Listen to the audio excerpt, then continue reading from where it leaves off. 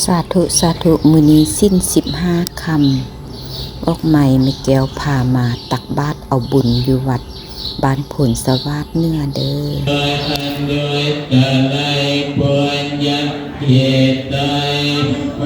สาธุย่อมือใส่หัวนำกันเด้อผู้ที่ได้มาและผู้ที่บ่ได้มาเพราะว่ามื้อนี้เป็นวันสิ้นใหญ่เนาะแม่ประกายแก้วกับพวกเพิ่นได้มาถวาย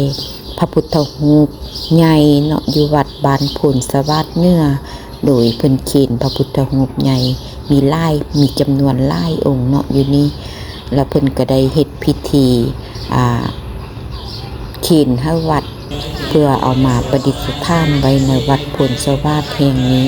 คนก็สิมามากหน้าหลายตาเนาะเพราะว่าเป็นวันสิ้นตักบาตรอยู่วัดเด้อแล้วก็คนก็ได้มาร่วมบุญร่วมกุศลนำเพิ่นเนาะ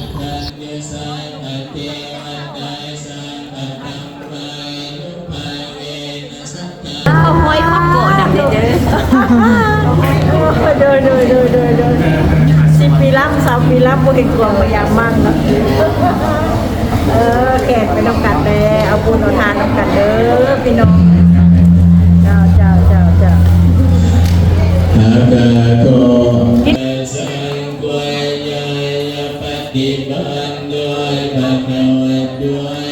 คนลูกเต่าเราลานบริวารเป็นใดน้องนำมาเท่านำวิวาไปเป็นทีขับไว้แม่แก้วกะซาก่อนหมู่เนาะได้ตักบาตรลุ่นหมู่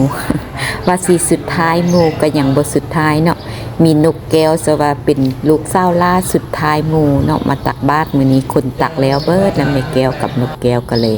มาตักสุดท้ายหมู่อาหารการกินมีโรงทานหลายเนาะมีหลายอันหลายอย่างคนก็มานั่งกินเพราะว่าเพิ่นเฮ็ดโรงทานอยู่นี่เนาะอันแม่ประกายแก้วเพิ่นมาเขียนพระแล้วเพิ่นก็เลยว่าเฮ็ดโรงทานอยู่วัดเพิ่นเฮ็ดเฟ้อบ่เฮ็ดอีหยังเด้แต่ว่าแม่แก้วก็กินบ่ได้เนาะมื้อนี้เป็นวันสิ้นแม่แก้วกินเจก็มีแต่ถ่ายภาพงามๆบรรยากาศดีๆในวัดมาให้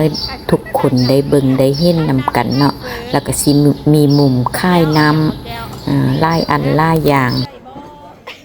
อยากกินเฟอสิได้บ่เซาเจแล้วก็กินน้ำขายเฟอมีน้ำอีหยังเด้กาแฟคนไล่ขายลงไปขายน้ำขายเฟอขายน้ำขายโดยคนใส่บาตรก็สิเรียบร้อยเบิดสุคนแล้วเนาะเพิ่นก็ได้อัดฝ้าบาตรเพื่อเอาบาตรไปเขียนให้ครูบาอาจารย์เนาะ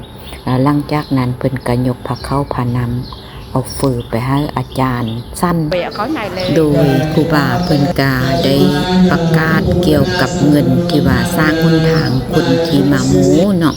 ผู้ใดอยากมีใจศรัทธาอยากมาสร้างทาง